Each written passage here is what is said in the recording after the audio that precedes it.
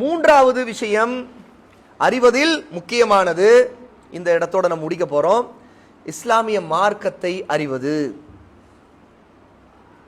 மஅரிஃபத்து தீனில் இஸ்லாம், இஸ்லாமிய மார்க்கத்தை அறிவது. அதுக்கு பொதுவான அர்த்தம் என்ன தெரியுமா? அல்லாஹ் இறை தூதர்களை அனுப்பிய காலத்திலிருந்து இறுதி நாள் வரை அவன் எதை மார்க்கமாக ஆக்கியிருக்கிறானோ அவற்றை செய்வதன் மூலம் அவனுக்கு கீழ்ப்படிவது. இதான் ஆம், பொதுவான அர்த்தம். இஸ்லாம் அப்படின்னா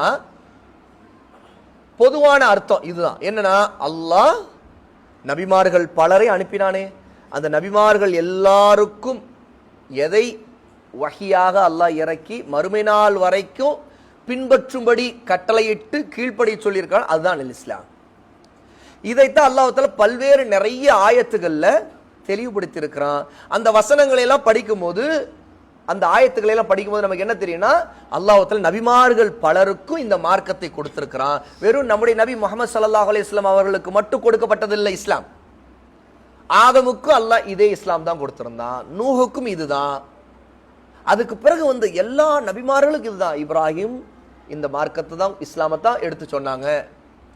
மூசாவும் இதைத்தான், ஈசாவும் இதைத்தான். எல்லா நபிமார்களும் அலைஹிமுஸ்ஸலாம், அல்லாஹ் அவர்கள் அனைவர் மீதும் சலாமை இறக்குவானாக, அவங்க எல்லாரும் கொடுத்த மார்க்கம் இதுதான். அப்படிங்கிற அடிப்படையில் அந்த மார்க்கத்துக்கு கட்டுப்படுவது, கீழ்ப்படிந்து நடப்பது, அந்த இஸ்லாமை இது குறிக்கும். இப்ராஹிம் அலைஹிஸ்ஸலாத்து வஸ்ஸலாம் அவர்கள் கூறியதை அல்லாஹ் கூறுகிறான், ரப்பனா வஜஅல்னா முஸ்லிமைனி லக் வ மின் துர்ரிய்யத்தினா உம்மத்தன் முஸ்லிமத்தன் லக். சூரா அல் பக்ரா 2வது சூராவுடைய 128வது ஆயத். அல் இஸ்லாம் அப்படின்னு இங்க பார்த்தா இப்ராஹிம் அலைஹிஸ்ஸலாம் அல்லாஹ்வோட துஆ, எங்கள் இரட்சகனே துஆ கேட்கிறாங்க, எங்கள் இருவரையும் உனக்கு முற்றிலும் கீழ்ப்படிந்தவர்களாக முஸ்லிம்களாக ஆக்கிவை. கீழ்ப்படிதல், இஸ்லாமை ஏற்றுக்கொண்ட முஸ்லீம்ங்கிற அடிப்படையில் முன்னாடி வாழ்ந்த எல்லா நபிமார்களும் இஸ்லாமத்தை பின்பற்றினா அவங்க எல்லாரும் முஸ்லீம்கள் தான், நாமும் முஸ்லீம்கள் தான். அப்ப அவர்களுக்குள்ள இஸ்லாம் தான் நமக்கும் உண்டு, இதுல வித்தியாசம் இல்லை. அப்ப இஸ்லாம்ங்கிற வார்த்தையை பொதுவா சொல்லும் போது ஆதம் அலைஹிஸ்ஸலாத்து வஸ்ஸலாம் காலத்திலிருந்து அல்லாஹ் கொடுத்த தீன், ஒரே தீன் அல் இஸ்லாம், அந்த காலத்திலிருந்து இந்த மார்க்கத்தை பற்றி அத்தனை பேருக்கு என்ன பேரு? முஸ்லீம். ஆகவேதான் இப்ராஹிம் அலைஹிஸ்ஸலாம் வஜஅல்னா, எங்களை ஆக்குவாயாக, முஸ்லிமைனி லக்க, அல்லாஹ் உனக்கு கீழ்ப்படிந்த முஸ்லிம்களாக ஆக்குவாயாக, வமின் துர்ரியத்தினா, எங்களுடைய சந்ததிகளையும் முஸ்லிம்களாக ஆக்குவாயான்னு கேட்டிருக்காங்க. அப்ப நம்மையும் தான் இப்ராஹிம் அலைஹிஸ்ஸலாம் அந்த துவால சேர்த்துட்டாங்க. ஏன்னா நாமளும் முஸ்லீம்கள் அல்ஹம்துலில்லாஹ். அப்போ நமக்காகவும் அந்த துவாவை இப்ராஹிம் அலைஹிஸ்ஸலாம் கேட்டாங்க. வமின் துர்ரியத் உம்மத்த முஸ்லிமத்தன் லக், எப்படிப்பட்ட உம்மத்னா அல்லாஹ் கீழ்ப்படிந்த இஸ்லாமை ஏற்றுக்கொண்டு முஸ்லிம்கள் உம்ம. ஆகவே நம்ம இந்த உம்மத்துக்கு, இந்த உம்மத்துடைய பேர் என்ன? முஸ்லிம் உம்மத். ஏற்றுக்கொண்ட எல்லாரும் முஸ்லிம்கள். ஓகே, இது ஒண்ணு. இன்னொன்னு, இஸ்லாம்ங்கிற வார்த்தையை ஹாஸா, ஹாஸ் அப்படின்னு சொன்னா குறிப்பா சொல்றது, பொதுவா சொல்றதை தாண்டி குறிப்பா சொல்றது தான் ஹாஸ் அப்படின்னு சொல்றது. ஹாஸா சொல்லும் போது என்ன சொல்லுவோன்னு கேட்டா, முஹம்மது ஸல்லல்லாஹு அலைஹி வஸல்லம் அனுப்பப்பட்ட பிறகு அவர்கள் கொண்டு வந்த மார்க்கத்திற்கு மட்டும் இஸ்லாம்னு சொல்றது. அப்படின்னா என்ன? இன்னைக்கு குர்ஆனிலும் சுன்னாவிலும், குர்ஆன் ஓதுறோம் படிக்கிறோம், அது இஸ்லாம். ஹதீஸ்களை படிக்கிறோம், ஆதாரபூர்வமான ஹதீஸ்கள்ல என்ன சட்டங்கள் நமக்கு சொல்லப்படுறது, அது இஸ்லாம். அப்ப இது வந்து என்ன கேட்டா, இஸ்லாம்னு சொல்லும் போது குர்ஆனில் சுன்னாவும் சொல்லக்கூடியது மட்டும்தான் இஸ்லாம். பொதுவா சொல்றது வேற. தௌராத்துல இருந்தது இஸ்லாம் தான், இஞ்சில இருந்து இஸ்லாம் தான், எல்லாம் இஸ்லாம் தான். ஆனா நாம பின்பற்ற வேண்டிய ஷரியா, நாம் பின்பற்ற வேண்டிய இஸ்லாம் வந்து தௌராத்துல உள்ள இஸ்லாம் அல்ல. நாம் பின்பற்ற வேண்டிய இஸ்லாம் இஞ்சில உள்ள இஸ்லாம் அல்ல. நாம் பின்பற்ற ஆதம் அலைஹிஸ்ஸலாத்து வஸ்ஸலாமுக்கு இறக்கப்பட்ட இஸ்லாம் அல்ல. ஆதம் அலைஹிஸ்ஸலாத்து வஸ்ஸலாமுடைய இஸ்லாம்ல ஹவ்வா, நம்முடைய அம்மா ஹவ்வா குழந்தை பெத்தெடுக்கும் போது ரெட்ட குழந்தையாவது அல்லாஹ் அவங்களுக்கு கொடுப்பான்.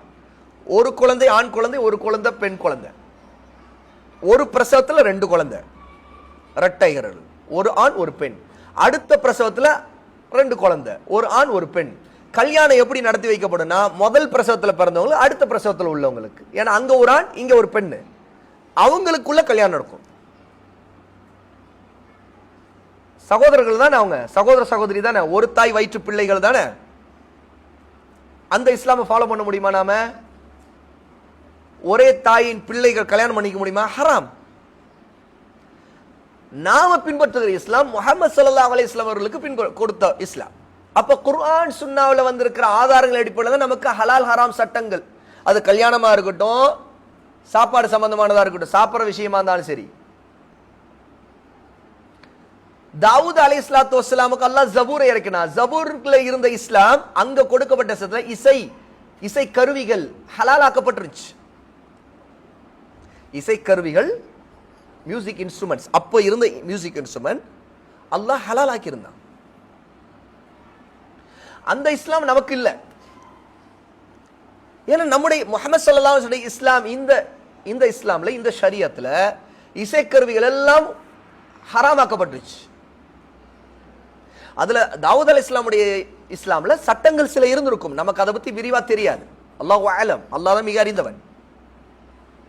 இசை, அந்த ராகம், இசை, சில விஷயங்கள் ஹலாலானதா இருந்துச்சு. அதனுடைய முழு சட்டம் நமக்கு தெரியாது, ஆனால் இருந்திருக்குது. இன்னைக்கு நாம அறிஞ்சிருக்கிற இஸ்லாம்ல இது இல்ல, ஹராம். அப்போ ஹாஸ் குறிப்பா சொல்ற இந்த பிரிச்சு புரிந்து கொள்வது முக்கியம். இல்லைன்னா குழப்பத்தில் தள்ளப்பட்டுருவோம் நம்ம. புரியுதா? அப்ப நாம சொல்ற இஸ்லாம்ங்கிறது பொதுவா சொல்லும் போது முஸ்லிமா இருக்கிறது, தௌஹீதை ஏற்றுக்கொள்றது, இந்த இஸ்லாம்ங்கிறது நபிமார்கள் எல்லாரும் தௌஹீதான் சொன்னாங்க, அந்த இஸ்லாம்ல எந்த மாற்று கருத்து இல்ல. ஆனா சட்டங்கள்னு சில இருக்கிறது, நமக்கு குர்ஆன் ஹதீஸ் சொல்லி இருக்கிறதா நமக்கு இஸ்லாம். நபி அவர்கள் கொண்டு வந்த மார்க்கம் முந்தைய மார்க்கம் அனைத்தையும் மாற்றி விட்டது. இதுதான் காரணங்கிறாங்க ஷேக் உசைமீன் ரஹிமஹுல்லா.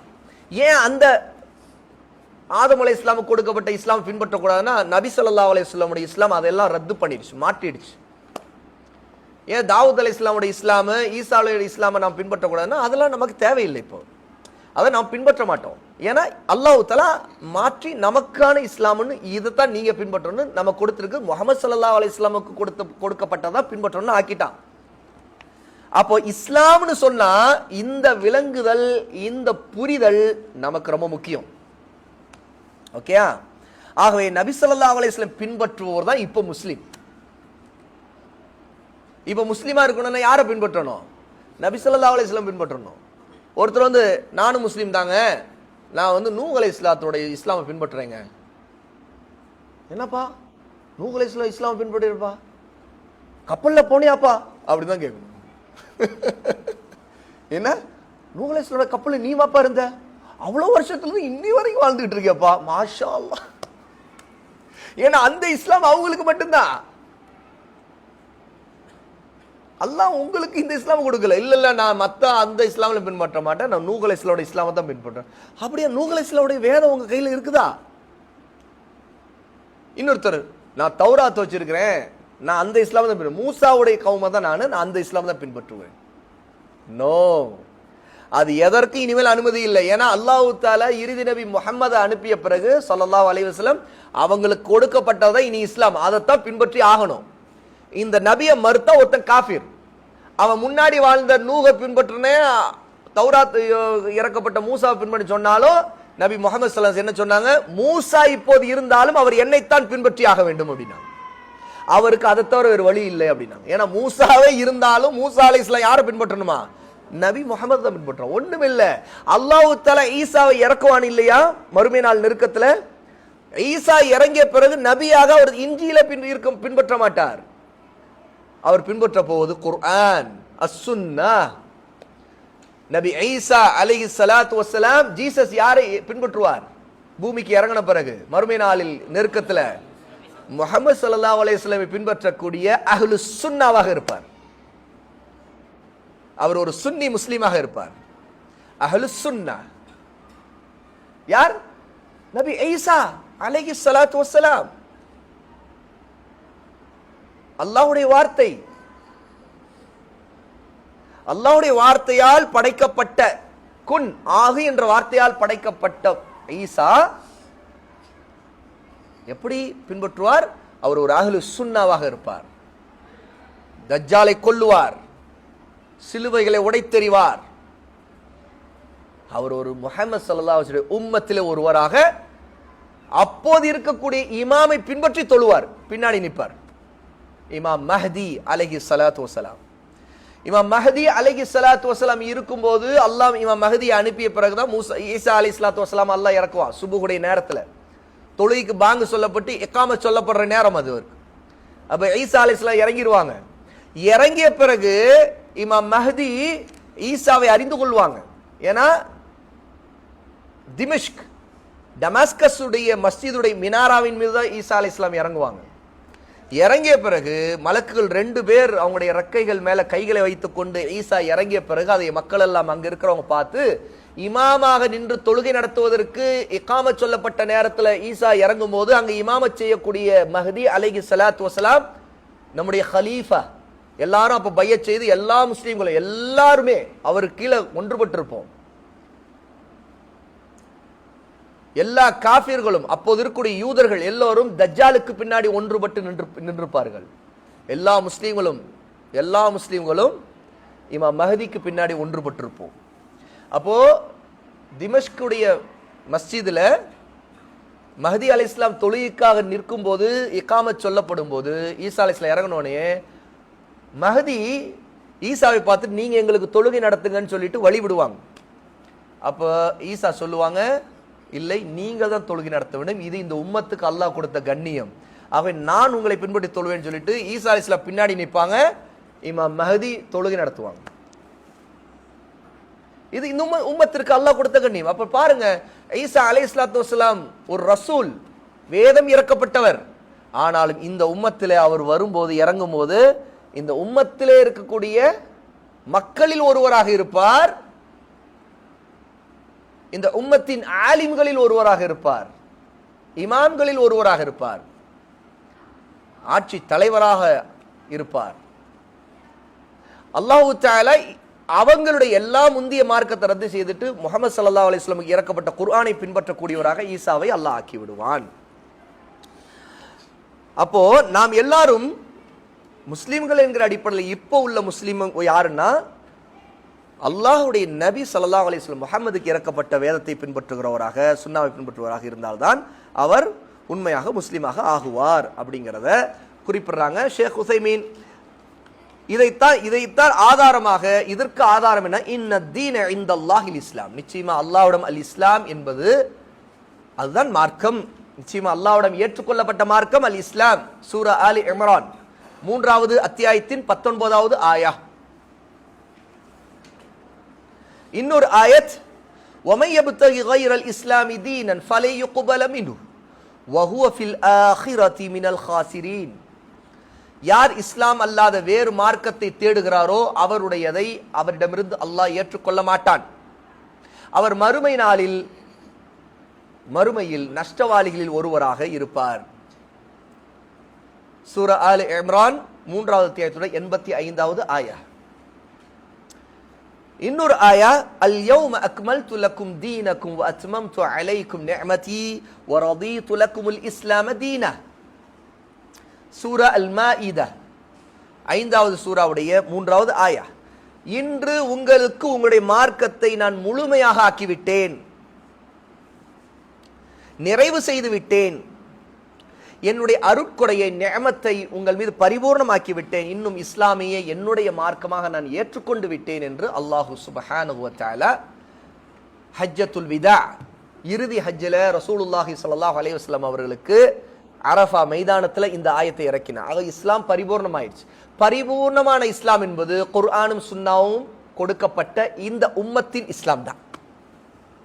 முந்தைய இஸ்லாம் எல்லாம் பரிபூர்ணப்படுத்தப்பட்டதல்ல, இது பரிபூர்ணமாக்கப்பட்ட இஸ்லாம். இந்த இஸ்லாமை ஏற்றுக்கொண்டவர் மட்டும்தான் முஸ்லிம், இந்த குர்ஆனின் சுன்னாவை பின்பற்றுகிறவர் மட்டும்தான் முஸ்லிம், ஈமான் கொண்டவர் மட்டும்தான் முஸ்லிம்.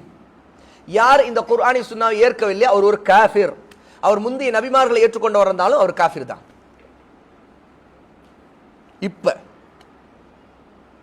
அப்போ முந்தைய கால இஸ்லாம் என்பது வேறு, அந்தந்த நபிமார்களுக்கு அந்தந்த காலத்திற்கு இருந்தது. அதெல்லாம் ரத்து செய்யப்பட்டு மாற்றப்பட்டு மறுக்கப்பட்டு அதை முடிவுக்கு வந்துருச்சு.